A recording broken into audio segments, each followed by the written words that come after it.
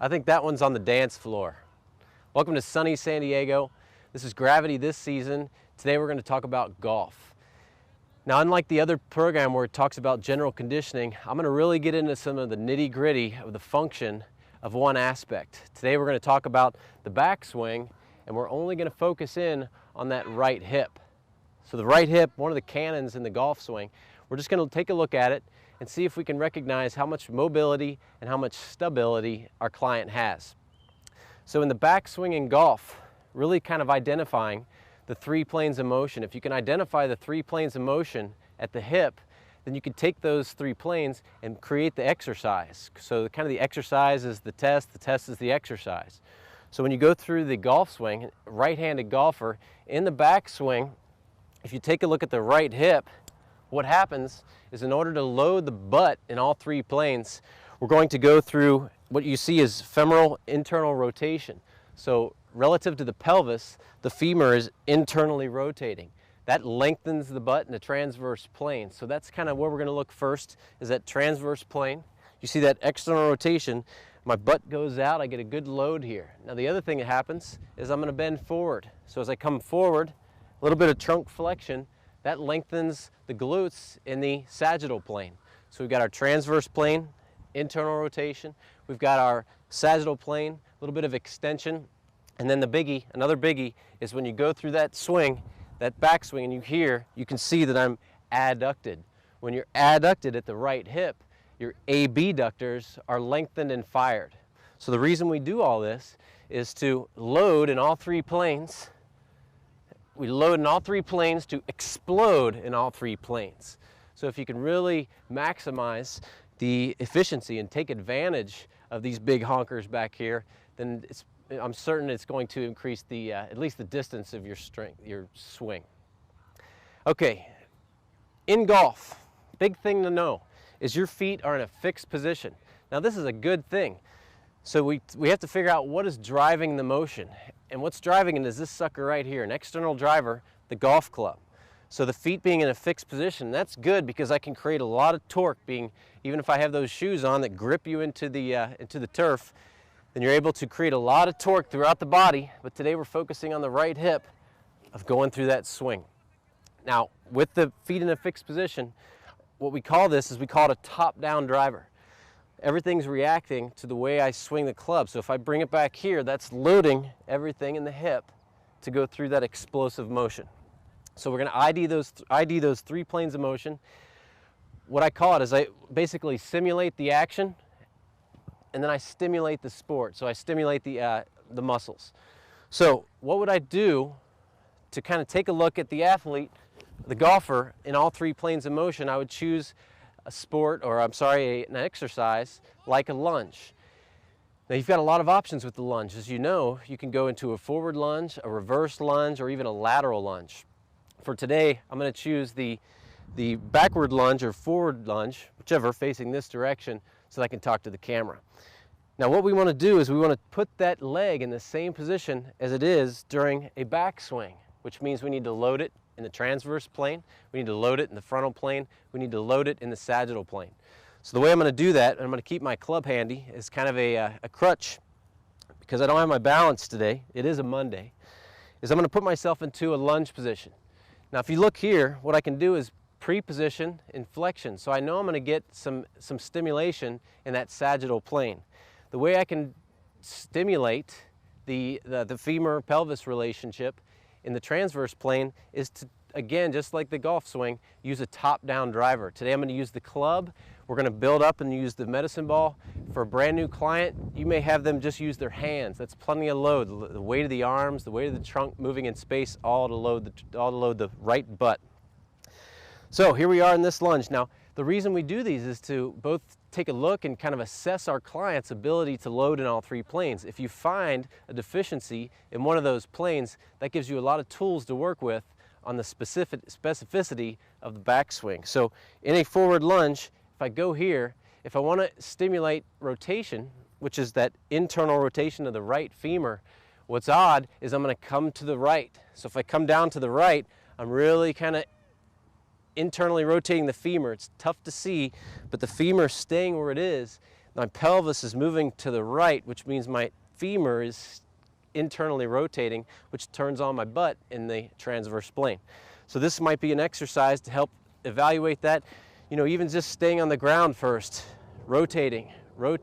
This adds a whole new dimension to stability and balance, is to keep that foot on the glide board. So you may start with a rotational lunge. Are they able to do this? Are they able to get nice loading in the transverse plane?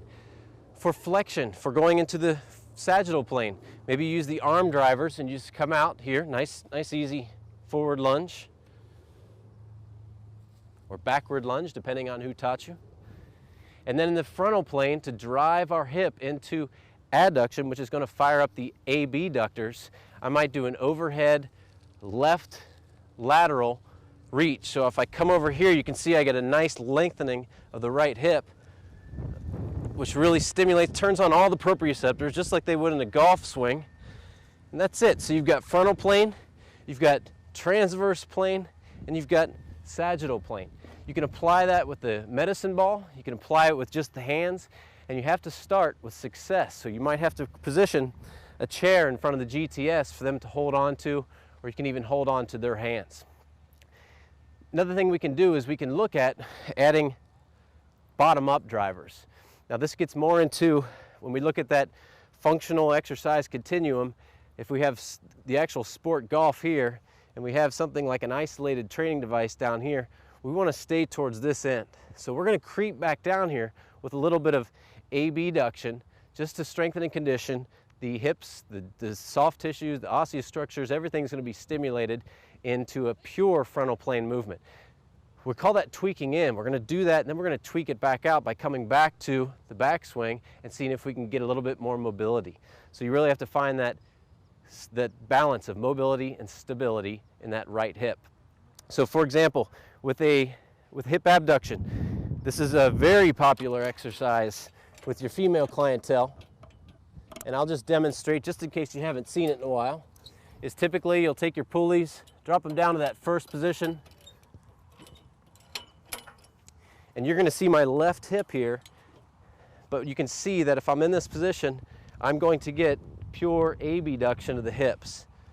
So this is just an idea to help strengthen. If you find that your client has a deficiency in that plane of motion, then you can use all types of exercises really to kind of take advantage of the body, take advantage of the GTS, and strengthen.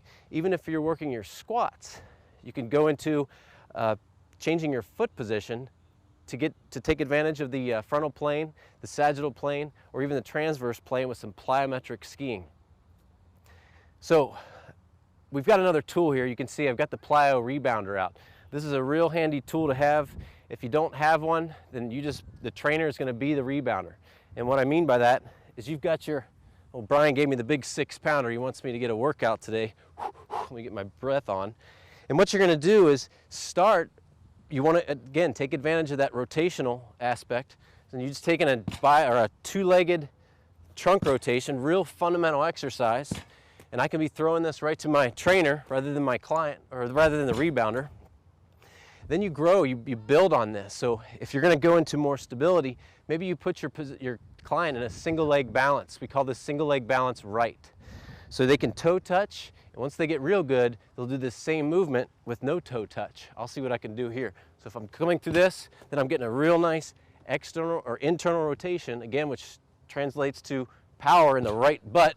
You can see this 40-pound ball that Brian gave me is throwing me off. But you can see I'm really loading and exploding. Loading, exploding. Loading, exploding. Loading, exploding. That's good stuff. Now, if you want to get real tricky, you could do this same thing with the frontal plane. Now, I can do things like I can use the GTS. I can go into a kneeling position, which I'm going to go again with the left hip so you see this.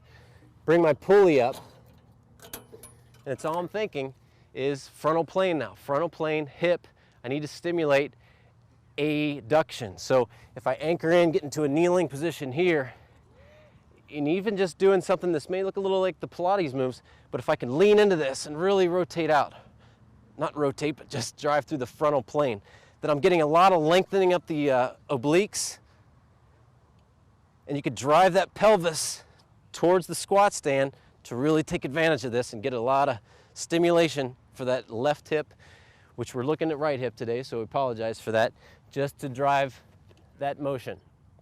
So we have frontal plane. Adduction stimulates the abductors. We've got internal rotation of the femur, stimulates the butt, stimulates the external rotators, and you have sagittal plane, which you can do squats, lunges, anything where you're working extension of the hip to basically fire up the glutes in the sagittal plane. I really hope this type of training helps you deliver specificity to your clients, and we'll continue with this. Next time we may look at the left hip, we may look at the right shoulder, but today's course is really on the right hip, focusing on the 3 planes of motions, identifying what type of mobility your client has, are they able to do those motions, and then how much strength do they have to be able to load and explode through that range of motion. So again, we're here enjoying the sunny weather in San Diego. Thanks for watching Gravity This Season Golf, the right hip in 3D.